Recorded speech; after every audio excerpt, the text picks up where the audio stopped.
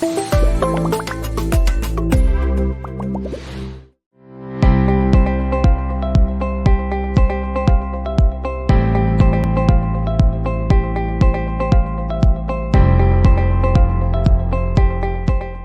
assurer la durabilité des projets marins et côtiers, il est important d'identifier et d'accéder à diverses sources de financement. Par exemple, dans le cas d'Agroideas, un fonds du ministère du Développement agricole et de l'Irrigation, les communautés de pêcheurs pourraient soumettre des propositions pour la mise en place de systèmes d'aquaponie qui combinent l'élevage de poissons et la culture de légumes. Ces projets permettraient d'augmenter la production sans compromettre l'environnement en soutenant la communauté à long terme. De même, à travers Procompit, les associations pourraient demander des financements pour moderniser leurs embarcations, améliorant l'efficacité de la pêche et assurant des pratiques durables. Bien que la pêche soit essentielle pour l'économie de nombreuses communautés côtières, un projet de modernisation pourrait faciliter l'accès à des marchés plus larges et durables, comme le commerce de produits certifiés.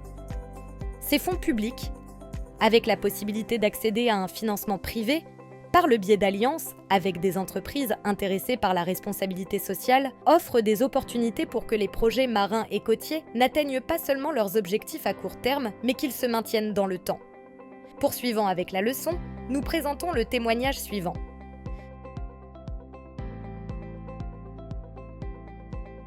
Ce qui manquait ou manquait quand le projet a été écrit, ce qui n'a pas été envisagé, fondamentalement, c'est l'accompagnement après la mise en œuvre. Ce que le projet englobe, dans ce cas le projet d'adaptation marino-côtier, c'est de leur fournir des outils ou de les rendre résilients face au changement climatique. Les communautés de pêcheurs sont hautement vulnérables. Nous savons que le changement climatique se produit, mais elles doivent s'adapter à cela. Dans cette situation, le projet leur a offert des alternatives complémentaires à l'activité de pêche qu'elles mènent. Nous savons maintenant que le pêcheur se dirige directement vers la mer, et en ce qui concerne les captures, le sujet de leur biomasse a diminué de manière significative. Cela a diminué en termes de capture. Et la proposition est, si vous avez déjà le bateau, si vous avez peut-être déjà investi dans l'aménagement d'un bateau, de manière complémentaire, vous pouvez l'utiliser pour le tourisme. De même, dans le domaine des bioproduits par exemple, ici dans la région, il n'y a pas une bonne gestion où il n'y a pas un endroit approprié pour pouvoir transformer,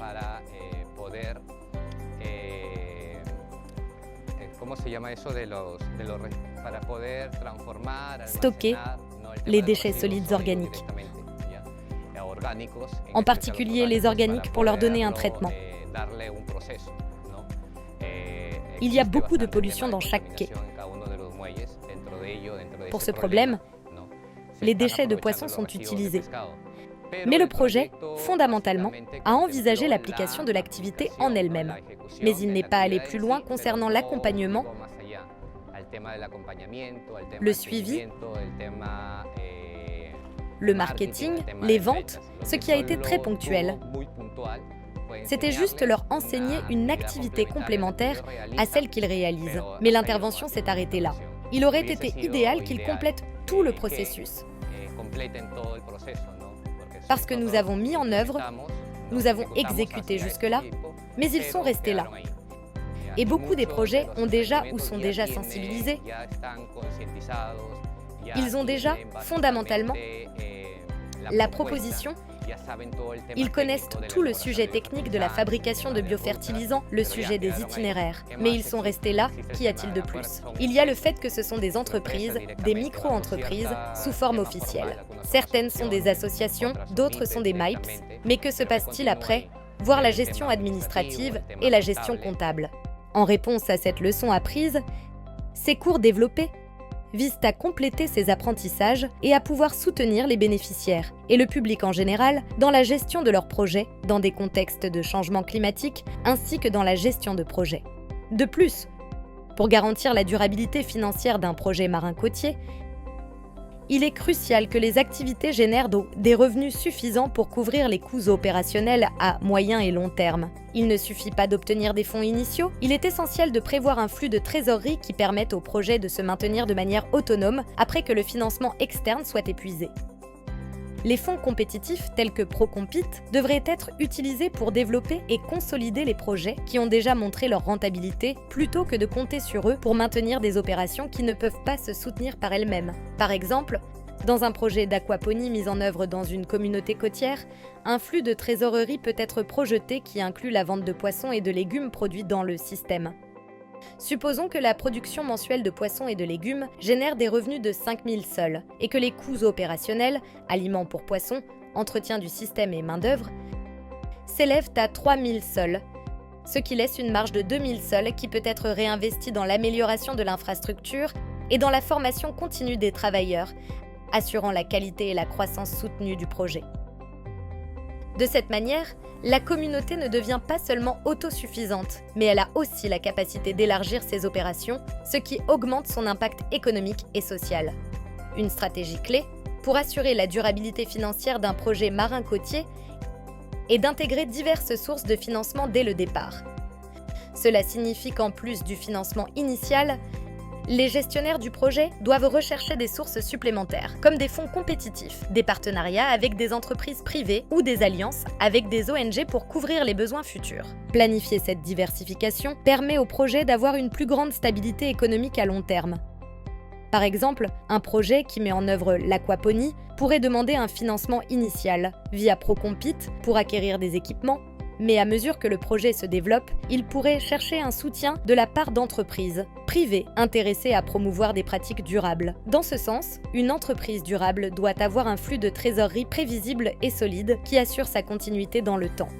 Pour y parvenir, il est essentiel que, dès le départ, les revenus et les dépenses soient planifiés de manière réaliste, en tenant compte de toutes les variables de l'environnement. Il ne s'agit pas seulement d'obtenir un financement initial, mais de structurer un modèle qui génère des revenus de manière autonome, une fois que le financement du projet soit épuisé. Par exemple, dans le projet d'adaptation marino-côtier, des initiatives d'aquaponie et d'écotourisme ont été mises en œuvre. Le flux de trésorerie dans ces cas doit inclure à la fois les coûts d'exploitation ainsi que les revenus potentiels provenant de la vente de produits aquacoles et de services touristiques. Un flux de trésorerie peut être planifié qui prévoit des revenus à moyen et long terme à partir de la commercialisation des produits du système aquaponique et des visites touristiques, assurant qu'après le soutien initial, l'entreprise génère suffisamment de revenus pour couvrir ses propres coûts d'exploitation et réinvestir dans des améliorations. Enfin, il est crucial que les projets marins côtiers soient planifiés avec des délais raisonnables, c'est-à-dire qu'ils ne se contentent pas d'atteindre des objectifs à court terme, mais qu'ils puissent se maintenir de manière autonome après l'intervention initiale. Cela exige une approche qui intègre la recherche de financement supplémentaire pendant le projet et non à la fin, ainsi que l'identification d'activités qui soient rentables par elles-mêmes à moyen et long terme.